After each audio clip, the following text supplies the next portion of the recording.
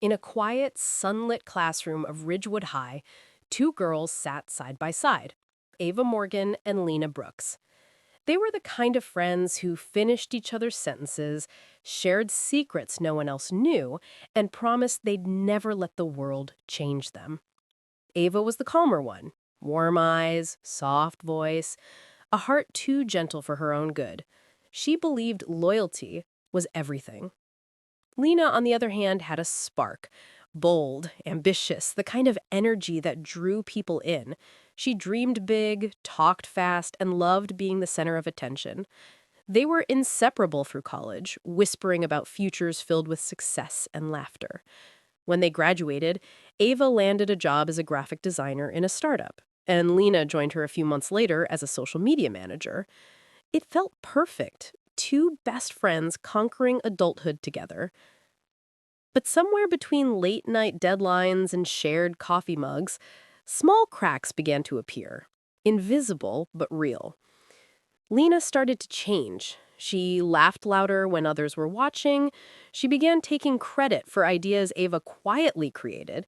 At first, Ava brushed it off. We're a team, she told herself. If she shines, I shine. But those moments grew sharper. Lena began meeting the boss alone. She started getting public praise for her creative campaigns, while Ava stayed invisible behind her. Ava never complained. That wasn't her way. Instead, she smiled through the sting and kept doing what she loved, creating beautiful work that spoke louder than her name ever could. Still, deep inside, something quiet began to hurt. One Friday night, the company threw a celebration for hitting their biggest sales milestone. The music pulsed through the office, glasses clinking, laughter echoing. The boss, Mr. Hale, raised his drink. Let's hear it for the one who made this campaign possible, Lena Brooks. Applause exploded. Cameras flashed. Ava stood in the back, holding her drink, smiling softly even as her heart tightened. Lena turned, meeting Ava's eyes for a split second. There was a flicker there, something between guilt and pride, before she looked away and hugged the boss for another photo.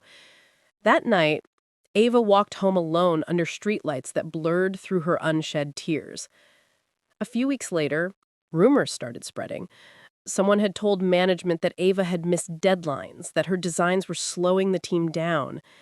Ava knew exactly who had said it. The tone, the words, the half-truths matched Lena's perfectly. Still, she stayed silent. Until the day Mr. Hale called her into his office. He sighed, pretending sympathy. Ava, I think it's best we let you go. The team needs someone faster. Ava sat there stunned. Her world, her friendship, her work, her peace, shattered in one breath. When she packed her things, Lena came over. Her voice was sugar-coated. I didn't mean for it to happen this way, but maybe it's for the best. You'll find something that fits you better. Ava looked at her for a long moment. Then she smiled faintly. I hope you do too, Lena. It wasn't anger in her eyes. It was something deeper. Quiet understanding mixed with heartbreak. The days that followed were heavy.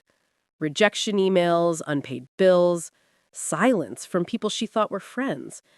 The city that once felt alive now felt too loud, too indifferent. Ava spent her days sketching in an old notebook, not for clients anymore, but for herself. Her drawings reflected her pain, broken shapes, fading light, faces that looked like they were whispering secrets. But through the ache, a strange calm began to settle. She wasn't angry anymore. She was awake. For the first time, she saw how much she'd lived for others. Their praise, their validation, their comfort. Now she had nothing left to lose.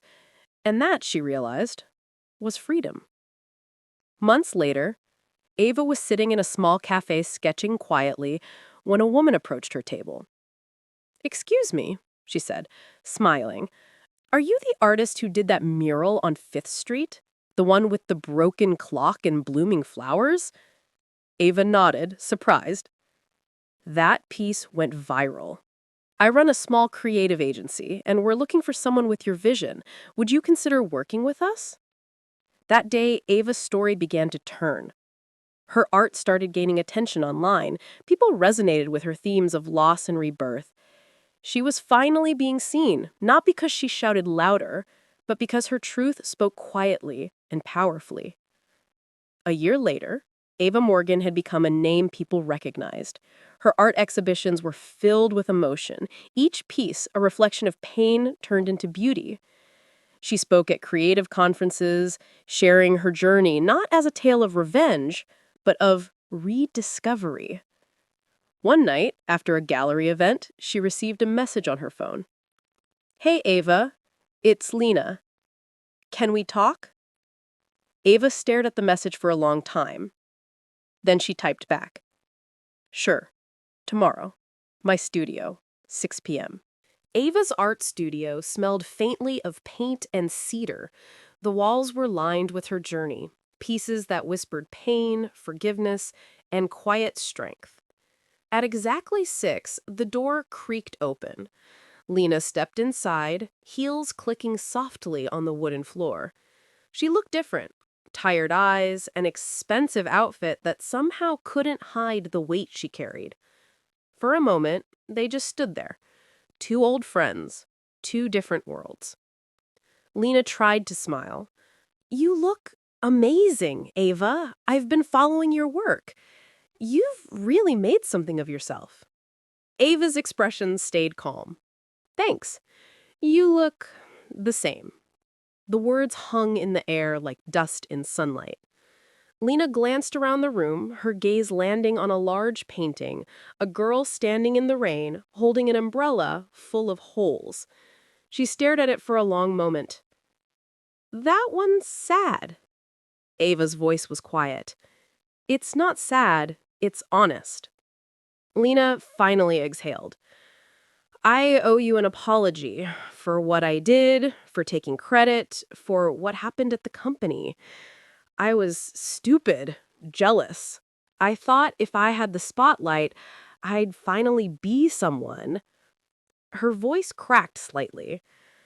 "But I lost myself, and I lost you. I just... I needed to say I'm sorry." Ava looked at her, really looked at her. Not as the girl who betrayed her, but as someone standing on the edge of regret. She said softly, "Do you know what hurt the most? It wasn't losing my job. It was realizing that my best friend saw me as competition." Lena's eyes filled with tears. "I know. I was wrong. I've paid for it in ways you can't imagine. The company went under last year. Mr. Hale moved on. I don't even know who I am anymore." Ava didn't move closer. She didn't comfort her. She just let the silence speak. Then she said, almost gently, "You'll find yourself again, the way I did when I stopped chasing what wasn't mine." Lena frowned slightly. "You forgive me?" Ava smiled faintly. "I don't carry you anymore, Lena. That's all forgiveness is, letting go of the weight." There was no anger in her voice, no revenge, just truth. Lena wiped her eyes and looked around again. "You really made it, huh?" Ava chuckled softly. "I made peace. That's better than making it." Lena nodded slowly, her gaze distant. She used to think success meant being seen. But you disappeared, and somehow everyone sees you now. Ava looked at her for a long moment. "Because I stopped trying to prove anything. I just became someone I could live with." The line hit Lena like a quiet storm. She nodded, whispered a small thank you, and left the studio. As the door closed behind her, Ava took a deep breath, the kind that feels like exhaling years of buried pain. Weeks passed. Ava's next exhibition drew attention from national media. Articles called her the voice of silent resilience. At one event, a well-known art magazine editor approached her. We'd love to feature your story, your work, your journey from losing everything to rebuilding from nothing. It's inspiring. Ava smiled, humble as always. She said, "It's not about revenge or success, it's about healing." But deep inside, she knew her success wasn't revenge against Lena. It was justice for herself. Lena, meanwhile, had started volunteering at a community art program. She often thought of Ava, her calm voice, her truth, and began painting again, not for recognition, but for meaning. Sometimes healing travels in two directions. One morning, Ava found an envelope slipped under her studio door. Inside was a small handwritten note. "Thank you for not hating me when I hated myself. I'm trying to be better now." By Lena.